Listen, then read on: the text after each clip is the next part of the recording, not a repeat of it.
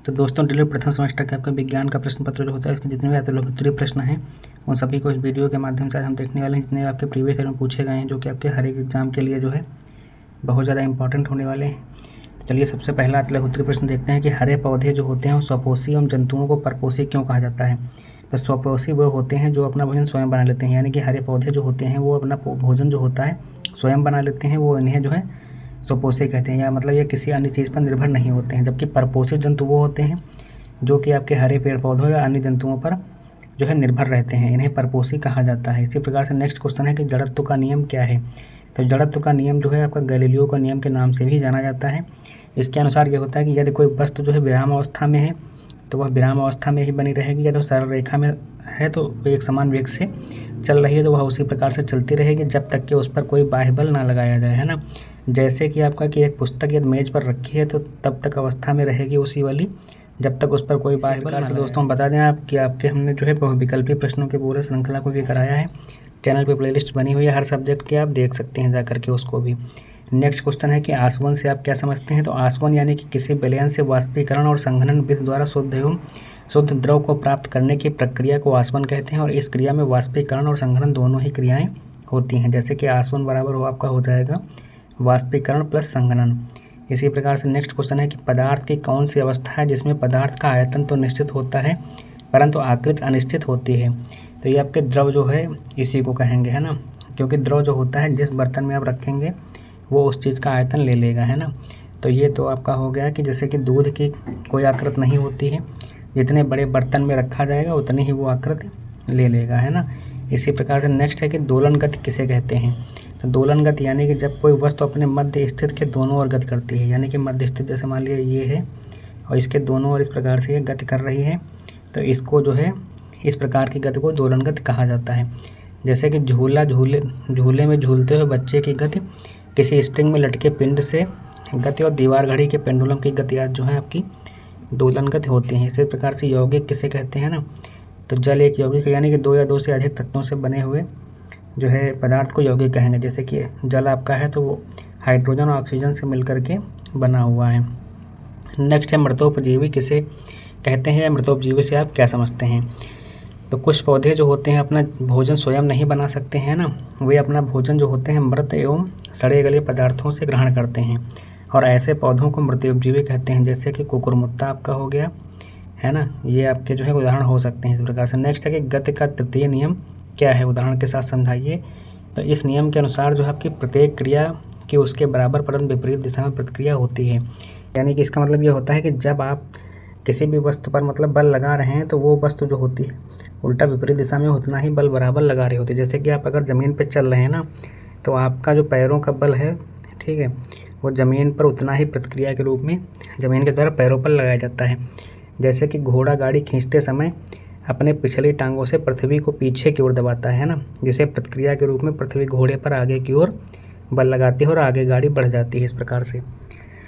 Next है कि पौधों की पत्तियों में होने वाले संश्लेषण की क्रिया का समीकरण लिखिए। तो समीकरण आपका जो हो जाएगा ये होता है, इसमें 6 CO2 के अणु होते हैं, 12 H2O के अणु होते हैं, और सूर्य के प्रकाश और पांडहरिम की जो है उपस्थिति में ये क्रिया होती है जब, तो इसमें जो है C6H12O6 और 6 जो है आपके जल के अणु और 6 जो है ऑक्सीजन के जो है अणु मुक्त होते हैं। नेक्स्ट है कि 4 सेंटीमीटर त्रिज्या के वृत्तीय पथ पर एक कण आधा चक्कर लगाता है, तो इस दिशा में कण द्वारा तय की गई दूरी तथा विस्थापन ज्ञात कीजिए।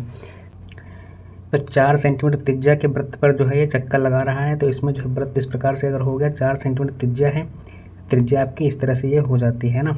तो वृत्तीय पथ पर एक कण आधा चक्कर लगाएगा, तो मान लीजिए आधा चक्कर यहाँ से ये जाएगा यहाँ पर, तो यहाँ तक जो है इसका आधा चक्कर हो जाएगा। तो इसमें जो है कहा है कि इसके द्वारा तय की गई दूरी क्या होगी, है ना। तो दूरी जो होगी आपकी मान लीजिए इस तरह से अगर दो, तो ये पूरा जो वृत्त का होता है ना, ये आपकी परिधि जो होती है वो 2πr के बराबर होती है। अब जब आधा चक्कर लगाया है इतना ही ना, तो ये 2πr/2 हो जाएगा, यानी कि 2 से 2 कट जाएगा, तो ये आपका जो है πr हो जाएगी, यहाँ से यहाँ तक की दूरी है ना। r बराबर आपका 4 सेंटीमीटर दिया गया है, तो ये आपका 4π यहाँ पर इस प्रकार से देखिए आंसर आ गया, यानी कि r का मान 4 रख दिए हैं और पाई जो है आपका ये आ गया। अब इसमें विस्थापन पूछा है, ठीक है। तो विस्थापन जैसे अब यहाँ से देखेंगे जो आप, तो विस्थापन कितना हुआ है, तो विस्थापन यहाँ से यहाँ यानी कि A पॉइंट से बी पॉइंट तक, यानी कि इतना ही विस्थापन हुआ, क्योंकि विस्थापन जो होता है वो शॉर्टेस्ट रूट होता है ना। तो यहाँ से अगर यहाँ देखेंगे तो ये आपका केंद्र है, यहाँ से यह 4 सेंटीमीटर इधर त्रिज्या है, 4 सेंटीमीटर इधर त्रिज्या है, तो कुल विस्थापन देखेंगे कितना हो जाएगा, तो आपका 8 सेंटीमीटर हो जाएगा, जो कि आपका दिया गया है। नेक्स्ट क्वेश्चन है कि पुष्प के मुख्य 4 भागों के नाम लिखिए। तो इसमें आपका बाह्यदल हो गया, दलपुंज हो गया, पुमंग और जायांग लिख सकते हैं। नेक्स्ट है पत्ती के प्रमुख भागों के नाम लिखिए। तो इसमें जो है पर्णाधार होता है, पर्णवृंत होता है, पर्णफलक होता है। नेक्स्ट है 1 माइक्रोमीटर में कितने पिकोमीटर होते हैं। तो ये आपके 10 की पावर 6 पिकोमीटर होते हैं। नेक्स्ट है बेलन की लंबाई तथा वृत्त के व्यास को मापने के लिए किस यंत्र का उपयोग किया जाता है। तो इसके लिए जो है आपको वर्नियर कैलिपर्स का जो है उपयोग किया जाता है। बेलन का व्यास जो होगा आपकी मोटाई यानी कि, ठीक है, इसको मापने के लिए आप वर्नियर कैलिपर्स का इसमें उपयोग कर सकते हैं। नेक्स्ट है एंगस्ट्राम में कितने मीटर होते हैं। तो 1 एंगस्ट्राम में आपके 1 × 10 की पावर -10 मीटर के बराबर के होता है। नेक्स्ट है स्त्री केसर के 3 भाग लिखिए। तो इसमें वर्तिकाग्र हो गया, वर्तिका हो गया और अंडाशय हो गया, इसके भाग होते हैं। नेक्स्ट है बिस्मांगी मिश्रण के 2 गुण लिखिए। तो बिस्मांगी यानी कि जिसमें अलग अलग पदार्थों का मिश्रण हो, तो है ना, ऐसे मिश्रण जिनमें उनके अवयव पदार्थों को सामान्यतः अलग अलग देखा जा सकता है ना, ऐसे मिश्रण को जो है बिस्मांगी मिश्रण कहते हैं। तो बिस्मांगी मिश्रण में सभी घटक जो होते हैं समान रूप से वितरित नहीं होते हैं, यानी कि ऐसा मिश्रण जो मिक्स ना हुआ हो। जैसे कि एग्जाम्पल के तौर पर आप देखेंगे तो आपका जैसे रेत है या बालू का मतलब जो है पानी के साथ में मिश्रण देखेंगे तो बालू भी अलग रहेगी और पानी भी अलग रहेगा। वहीं पे अगर देखेंगे अगर चीनी और पानी का, तो ये आपका घुल जाती है चीनी, तो ये आपका समांगी मिश्रण हो जाता है इसी प्रकार से। नेक्स्ट क्वेश्चन है कि वायुदाब क्या है। तो धरातलीय या सागरीय क्षेत्रफल की एक निश्चित इकाई पर वायुमंडल के समस्त परतों का पड़ने वाला दाब ही वायुदाब होता है। नेक्स्ट है थर्मोसेटिंग प्लास्टिक किसे कहते हैं, एक उदाहरण के साथ समझाइए। तो थर्मोसेटिंग प्लास्टिक एक महत्वपूर्ण उदाहरण जो है आपका बेकेलाइट हो सकता है और इसे जो है फिनाल तथा फॉर्मल्डिहाइड से बनाया जाता है। नेक्स्ट है परपरागण क्या है। तो जल पुष्प के परागकण उसी पुष्प के वर्तिकाग्र या उसी पौधे के पुष्प के वर्तिकाग्र पर पहुँचते हैं, तो ऐसी क्रिया को जो है परपरागण कहा जाता है। नेक्स्ट है पुष्प के मादा अंग के नाम लिखिए। तो मादा अंग जो होते हैं जयांग और करपोल, स्त्री केसर या इसको अंडप भी बोलते हैं। नेक्स्ट है सजीवों के एक लक्षण लिखिए। तो सजीवों का जो होता है आपको श्वसन होता है सजीवों में, है ना, उत्सर्जन भी करते हैं, इनके कोश की संरचना होती है, गति भी करते हैं लगभग, और निश्चित आकार में इनकी माप होती है। इस प्रकार से आप लिख सकते हैं। नेक्स्ट शाकाहारी तथा मांसाहारी जंतुओं के 2 नाम लिखिए। तो शाकाहारी में बहुत सारे लिख सकते हैं, जैसे कि हाथी है, दरियाई घोड़ा है, बकरी है और गिलहरी है। इस प्रकार से आप मांसाहारी में लिखेंगे तो कुत्ता, चीता, बाघ, शेर, भेड़िया, है ना, इस प्रकार से कई सारे लिख सकते हैं। नेक्स्ट है कि घर्षण बल किसे कहते हैं। तो ये आपका होता है कि तेज़ दौड़ते हुए आपका पैर अचानक केले के छिलके पर पड़ जाए तो आप गिर पड़ेंगे। कैरम बोर्ड पर पाउडर, यानी इसमें उदाहरण दिए गए हैं जहाँ पे सतह चिकनी होगी तो वहाँ पे घर्षण बल कम होता है ना। तो किन्हीं 2 सतहों पर संपर्क तलों के बीच सापेक्ष गति का विरोध करने वाले बल को घर्षण बल कहते हैं। ये मेन इसका परिभाषा है कि अगर 2 सतहें हैं उन पर जो विपरीत दिशा में बल लगता है या विरोध करने वाला जो होता है गति को, वही बल जो होता है घर्षण बल कहलाता है। नेक्स्ट है कि पदार्थ की कितनी भौतिक अवस्थाएं होती हैं। तो 3 होती हैं, ठोस, द्रव और गैस। नेक्स्ट समय का मानक मात्रक क्या होता है। तो ये आपका सेकेंड होता है। नेक्स्ट सजीव वस्तुएं क्या हैं। तो ऐसी वस्तुएं जिनमें जीवन का संचार होता है वो सजीव वस्तुएं कहलाती हैं, है ना। नेक्स्ट निर्जीव वस्तुएं क्या हैं। तो जिनमें जीवन का संचार नहीं होता है वो आपकी निर्जीव होती हैं। नेक्स्ट सजीव और निर्जीव के बीच की कड़ी। तो ये आपको वायरस को जो होता है, वायरस जो होता है इसको सजीव निर्जीव के बीच की कड़ी कहा जाता है। नेक्स्ट पौधे में कितने भाग होते हैं। तो पौधे में आपका जड़ होता है, तना होता है, पत्ती होती है ना, इस प्रकार से भाग इसके होते हैं। जैसे पौधे में प्रजनन कितने प्रकार से होता है। तो पौधों में प्रजनन जो होता है वो 3 प्रकार से होता है। नेक्स्ट है पौधों एवं जंतुओं में प्रमुख अंतर क्या होता है। तो पेड़ पौधों में वृद्धि जो होती है जीवन पर्यंत होती रहती है, जबकि जंतुओं में वृद्धि जो होती है एक निश्चित आयु तक होती है।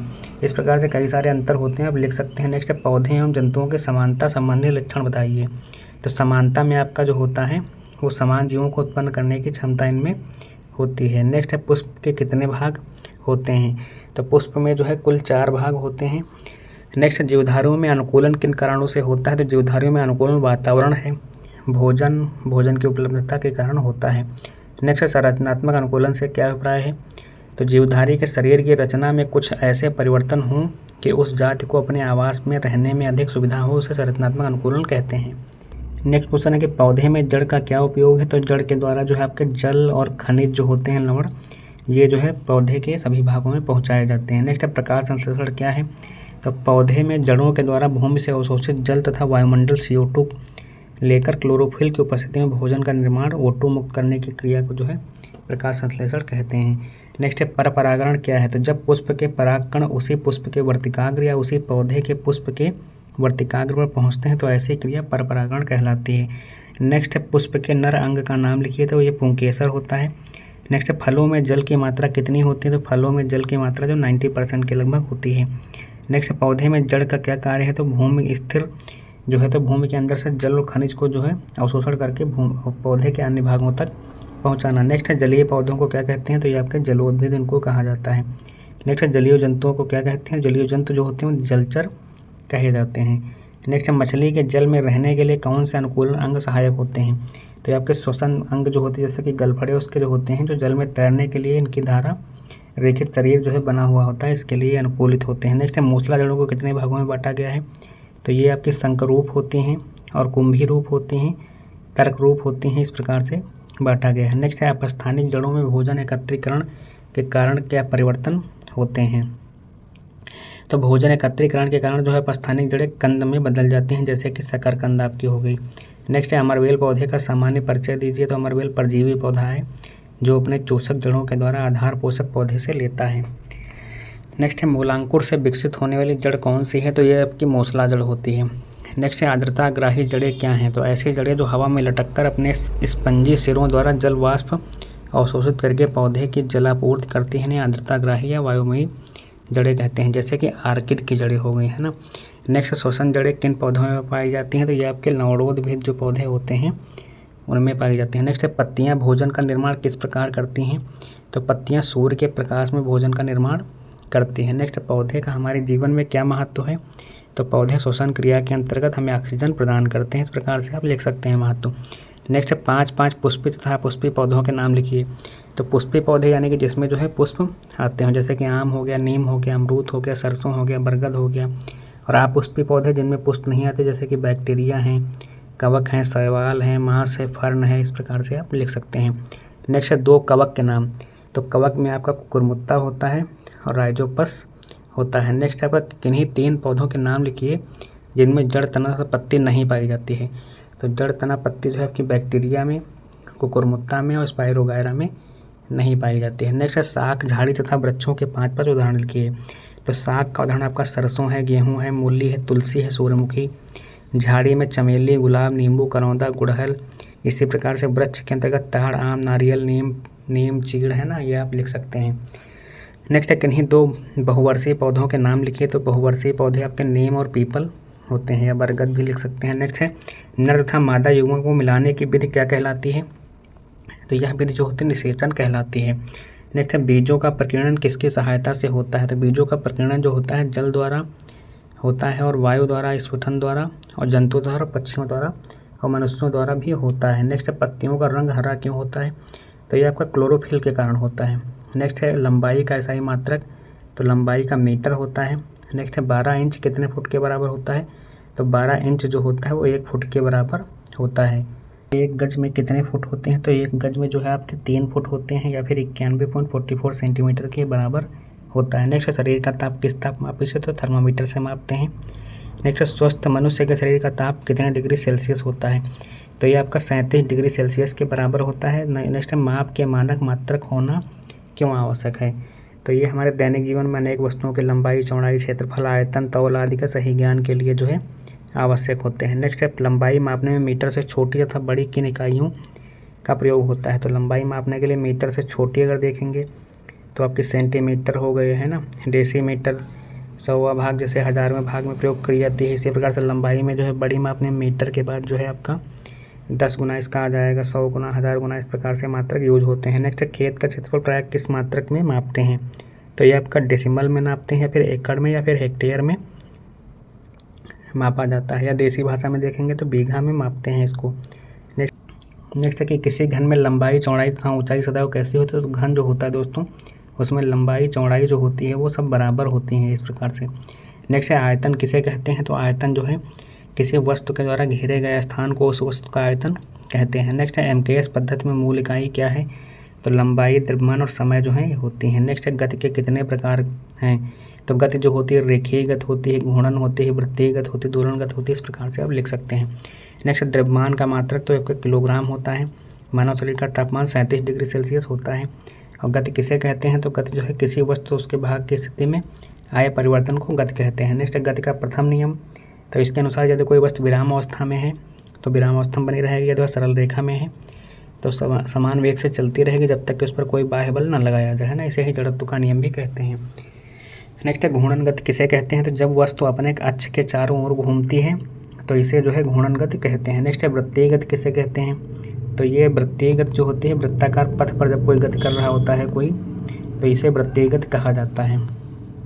नेक्स्ट है बल किसे कहते हैं, तो बल वह धक्का या खिंचाव है जो एक वस्तु जो है दूसरे पर आरोपित करती है। नेक्स्ट दोलन गति किसे कहते हैं, जब कोई मतलब वस्तु है अपनी माध्य स्थिति के जो है दोनों ओर गति करती है, जैसे कि इधर से इधर, तो इसको जो है दोलन गति कहा जाता है। नेक्स्ट दैनिक जीवन में झुके हुए तल को एक सरल मशीन की तरह आप कहाँ कहाँ पर उपयोग कर सकते हैं, तो झुके हुए तल को जो है लोहे की भारी सामान को मजबूत पटरा लगाकर ऊपर चढ़ाने में, है ना। और इसी प्रकार से मकानों में सीढ़ी के रूप में और पहाड़ियों में घुमावदार सड़कों के रूप में कर सकते हैं। नेक्स्ट चाल से क्या तात्पर्य है, तो किसी बल द्वारा एकांक समय में चली गई दूरी चाल कहलाती है, या फिर आप चाल की दूसरी परिभाषा भी अपने हिसाब से लिख सकते हैं। नेक्स्ट है किसी गतिमान वस्तु की दशा में परिवर्तन कैसे किया जा सकता है, तो ये आपका जो बल लगाकर इसमें परिवर्तन कर सकते हैं। नेक्स्ट है बल के कितने प्रकार हैं, तो बल के कई प्रकार होते हैं, जैसे कि पेशीय बल हो गए, गुरुत्वीय बल, चुंबकीय बल, घर्षण बल, विद्युतीय बल होता है। नेक्स्ट है विद्युतीय बल किसे कहते हैं, तो वह बल जो विद्युत धारा के कारण उत्पन्न होता है उसे विद्युतीय बल कहते हैं। नेक्स्ट पदार्थों की पृथक्कता की आवश्यकता विधियों के नाम, तो पदार्थों को पृथक्करण के लिए जो है आपकी बीनना हो गया, चालना, छानना, वाष्पन हो गया, आसवन विधि, इस प्रकार से अलग कर सकते हैं। नेक्स्ट थर्मामीटर क्या होता है, तो थर्मामीटर जो है तापमान मापा जाता है इससे। नेक्स्ट है एसआई मूल राशियों की संख्या कितनी है, तो मूल राशियों की संख्या जो होती है वो 7 मानी गई है। नेक्स्ट चुंबक का सर्वप्रथम खोज कहाँ हुई, तो ये मैग्नीशिया में हुई थी। नेक्स्ट मात्रक किसे कहते हैं, तो भौतिक राशि के मापन के लिए राशि के निश्चित परिणाम को मानक मान लिया जाता है, इसे ही मात्रक कहा जाता है। नेक्स्ट नैनो सेकंड को कितने सेकंड के बराबर होता है, तो 1 नैनो सेकंड में 10⁹ जो होते हैं वो सेकंड के बराबर होता है। नेक्स्ट द्रव्यमान एवं वेग के गुणनफल को क्या कहते हैं, यानी कि द्रव्यमान m और v को क्या कहते हैं, तो ये आपका जो होता है संवेग कहते हैं, यानी कि p = mv होता है, ये आपका संवेग होता है। नेक्स्ट बल गुणे विस्थापन, तो ये आपका जो होता है कार्य होता है। नेक्स्ट कोई कण 1 सेकंड में जितने कोण में घूमता है घूर्णन गति को क्या कहते हैं, तो ये आपकी वृत्तीय गति कहते हैं, है ना। नेक्स्ट चुंबकीय बल किसे कहते हैं, तो किसी चुंबक द्वारा चुंबकीय पदार्थों पर लगाया गया बल जो है आपका चुंबकीय बल कहलाता है। नेक्स्ट एक पदार्थ की अवस्थाएं, तो ठोस, द्रव, गैस होती हैं, ना। वे पदार्थ जो ठोस, द्रव तथा गैसीय अवस्था में रहते हैं तो गंधक या जल कहलाते हैं।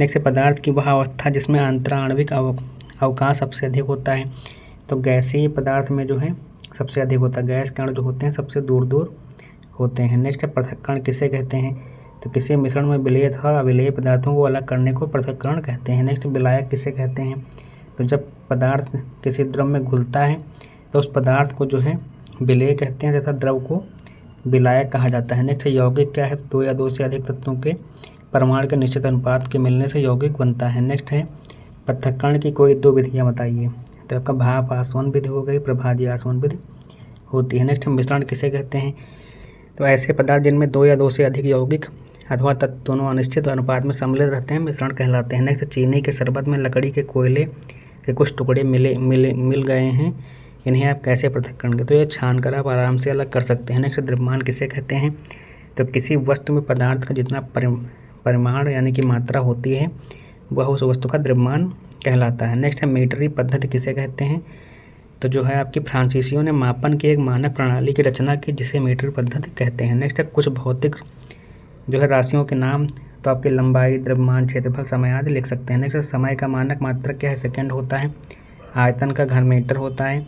नेक्स्ट समय की अवधि का मापन किस प्रकार करते हैं, तो ये आपका सेकंड में है, मिनट में, घंटा, दिन, माह अथवा वर्ष में किया जा सकता है। नेक्स्ट क्षेत्रफल का मानक मात्रक क्या है, तो क्षेत्रफल का जो होता है वो वर्ग मीटर होता है, मीटर स्क्वायर यानी कि। नेक्स्ट स्वपोषी किन्हें कहते हैं, तो स्वपोषी यानी कि जो अपने आप से भोजन अपना स्वयं बना लेते हैं। नेक्स्ट श्वसन का क्या अर्थ है, तो जीवधारी सांस के द्वारा वायु से ऑक्सीजन गैस लेते हैं और कार्बन डाइऑक्साइड छोड़ते हैं, इस प्रक्रिया को जो है श्वसन कहते हैं। नेक्स्ट है प्रमुख श्वसन अंगों के, तो फेफड़े हो गए, गलफड़े हो गए, है ना, इस प्रकार से लिख सकते हैं। नेक्स्ट जल में रहने वाले पौधे और जंतु क्रमशः जलीय पौधे एवं जलीय जंतु कहलाते हैं। यानी कि जलीय और जलीय जंतु किन्हें कहते हैं, तो ये है आपका। नेक्स्ट है अंकुरण के लिए क्या आवश्यक होता है, तो बीजों के अंकुरण के लिए वायु, पानी, उचित ताप आवश्यक होता है। नेक्स्ट है मृतिका किसे कहते हैं, तो पके हुए बर्तनों को मृतिका कहा जाता है। नेक्स्ट है खिड़कियों में से किस प्रकार कांच का प्रयोग होता है, तो आपका साधारण या मृदु कांच का प्रयोग होता है। नेक्स्ट है पुष्प के भाग 4 भागों के नाम लिखिए, तो बाह्य दलपुंज, पुमंग और जायांग लिख सकते हैं। गति के द्वितीय नियम को परिभाषित कीजिए, तो इसके अनुसार जो होता है किसी वस्तु पर बाहर से लगाया गया बल F जो होता है वो उसके द्रव्यमान यम और जो है उत्पन्न त्वरण के जो है गुणनफल के बराबर होता है, F बराबर ma होता है। नेक्स्ट है परमाणु किसे कहते हैं, तो परमाणु तत्व का वह छोटे से छोटा भाग जो किसी रासायनिक अभिक्रिया में भाग ले सकता है परंतु स्वतंत्र अवस्था में नहीं रह सकता है। नेक्स्ट है अलैंगिक जनन की 5 विधियाँ या प्रकारों के नाम, विखंडन, मुकुलन, खंडन बीजाणुओं द्वारा या कायिक प्रवर्धन द्वारा हो सकता है। नेक्स्ट घर्षण बल किसे कहते हैं, तो किन्हीं 2 सतह के संपर्क तलों के बीच सापेक्ष गति का विरोध करने वाले बल को घर्षण बल कहते हैं। नेक्स्ट पेड़ पौधों में अलैंगिक प्रजनन विधियों के नाम लिखिए, तो ये आपका रोपड़ हो गया, कलम लगाना हो गया, दाब या फिर कलम लगाना ही हो गया। नेक्स्ट है पत्तियों का मुख्य कार्य लिखिए, तो प्रकाश संश्लेषण की क्रिया को करना ही पत्तियों का प्रमुख कार्य होता है। नेक्स्ट है घूमते हुए लट्टू किस प्रकार की गति करता है, तो यह आपके जो है घूर्णन गति होती है। नेक्स्ट शरीर में कितने ज्ञानेंद्रियाँ पाई जाती हैं, तबकि आँख है, नाक है, कान है, जीभ है, त्वचा। नेक्स्ट जलीय पौधे के तने एवं पत्ती की एक एक विशेषता लिखिए, तो जलीय पौधे के तनों के अंदर जो है असंख्य खाली स्थान होते हैं जिन्हें वायुकोष्ठ कहते हैं और जिनमें वायु भरी रहती है, जैसे कि जलकुंभी आपका हो गया है ना, और तालाब में कमल, कुमुदनी के पौधे है ना, और इनकी पत्तियां जो होती हैं चपटी होती हैं और इनकी सतह मोम जैसी चिकनी होती है।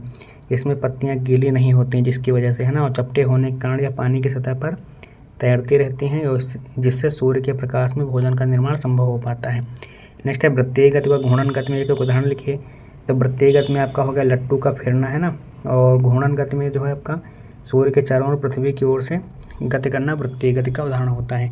नेक्स्ट सरसों के पुष्प के विभिन्न अंगों के नाम लिखिए, तो सरसों में जो है आपका पुष्प होता है, फल आएगा, फिर तना होता है, पत्ती होती है, प्राथमिक जड़ें होती हैं, द्वितीयक जड़ें भी होती हैं। नेक्स्ट डॉक्टरी थर्मामीटर से हम मानव के शरीर डिग्री सेंटीग्रेड में किस सीमा के अंतर्गत ताप माप सकते हैं, तो ये आपका जो है 35 डिग्री सेल्सियस से लेकर के 42 डिग्री तक के ताप को मापा जा सकता है।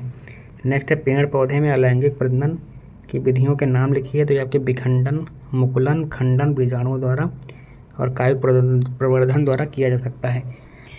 तो दोस्तों चैनल को सब्सक्राइब कर लीजिएगा, वीडियो को लाइक कर दीजिएगा और आपके जो टेलीग्राम पे हमने इसका PDF के लिए जो है टेलीग्राम चैनल ज्वाइन कर लीजिएगा और अन्य लेटेस्ट अपडेट के लिए चैनल को सब्सक्राइब कर लीजिएगा और वीडियो को लाइक जरूर कर दीजिएगा। आपके जो अन्य जो सब्जेक्ट हैं उनकी भी हमने प्लेलिस्ट बना रखी है, आप जा करके वो भी चेकआउट कर सकते हैं।